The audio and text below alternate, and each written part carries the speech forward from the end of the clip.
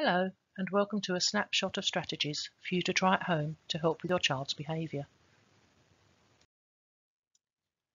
The main aim behind these strategies is to help promote your child's ownership of their behaviour and choices.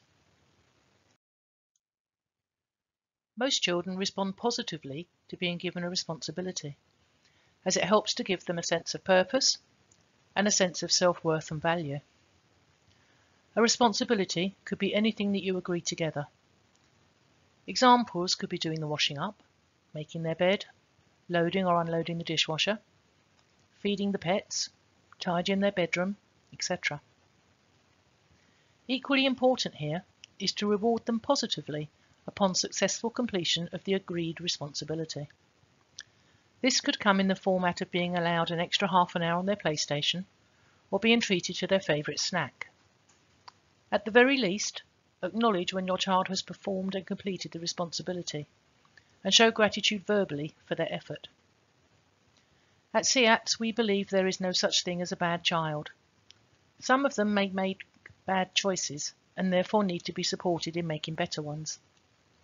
Fundamentally, all children are a product of their environment and experience.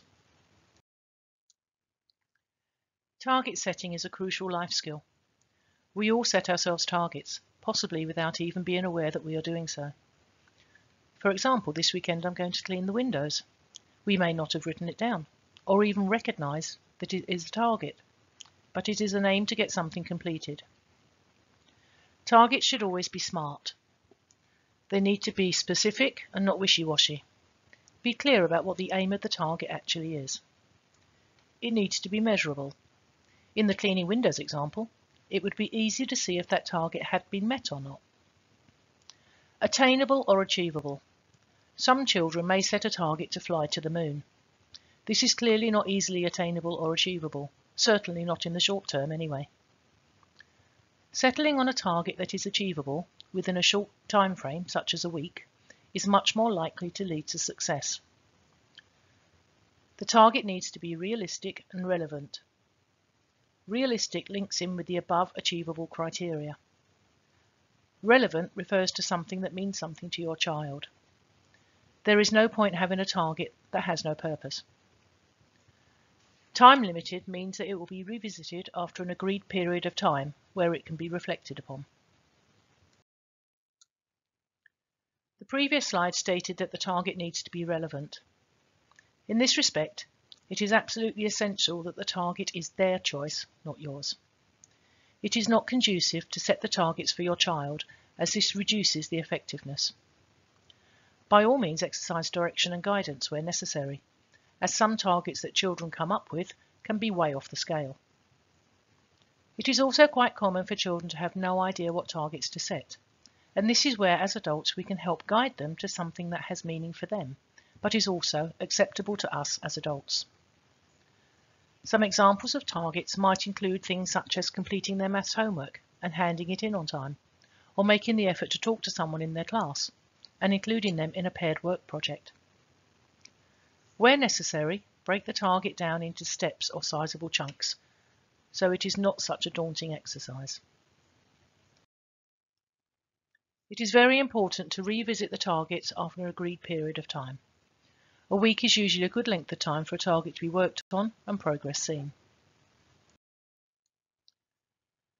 Regardless of how working towards a target has gone, be sure to acknowledge any positive progress, however small. Equally important is to reward any progress. In the event that no progress has been made towards meeting our target that has been set and agreed to, sanction accordingly. This can be linked to reward. For example, if they were going to be treated to their favourite takeaway for working positively towards the target, but have failed to do so, the takeaway waits, and they have home-cooked dinner instead. If they were going to have an extra half an hour on their PlayStation, they do not get the extra time, etc. Things notoriously never go to plan, and at some point you will face resistance. So next we will look at how you can respond more positively in this situation. Here are some key strategies to help you in this event. For example, if they are banging things on the table at dinner, state what they are doing wrong. You are banging on the table. Don't ask why they are doing it, it's irrelevant. Give directed choices to what they should be doing. You need to be eating your dinner with your knife and fork quietly, or you can go and sit on the sofa and come back when you can do this. Directed choices should be anything that is acceptable to you. Always use thanks instead of please. This takes some practice, but psychologically promotes expectations. You need to be quiet, thank you. You need to get up for school now, thanks. You need to put your shoes on now, thanks, etc. Allow take-up time once you have given a directed choice. Invariably, there will be times when your child either won't do as you have asked or makes a fuss about it. State your request and walk away. Revisit if necessary after a short period of time. In the shoes example, if they haven't complied with your request, state, I see you still haven't got your shoes on. You need to put them on immediately as we're leaving for school in 2 minutes. Thank you. You can add a directed choice here if you wish. Something along the lines of, or you can walk to school in your socks if you prefer and carry your shoes. They are not likely to choose this option, and obviously you need to be happy with the directed choice you issue. Ignore any huffing and puffing. Focus on the primary behaviour that you are trying to encourage. The huffing and puffing is irrelevant in the big scheme of things. Although it is hard, it is also essential to remain calm and not shout at them out of pure frustration. Very difficult, I know. But if your child sees that you have lost your cool, you will have given them ammunition. They will inherently know that you have lost control of the situation. This part may need a lot of practice. Going hand in hand with trying out these strategies is the ability to be able to move forward positively.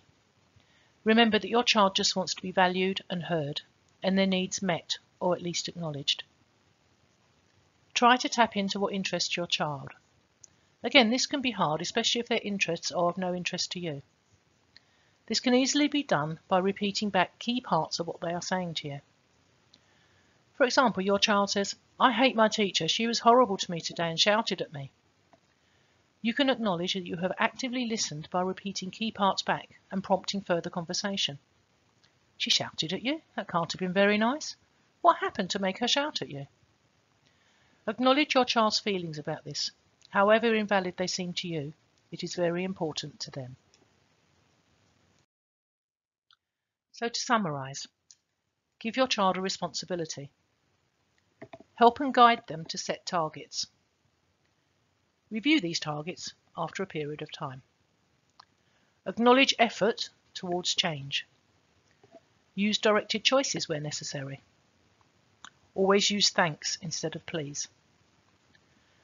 Allow take-up time and ignore secondary behaviours.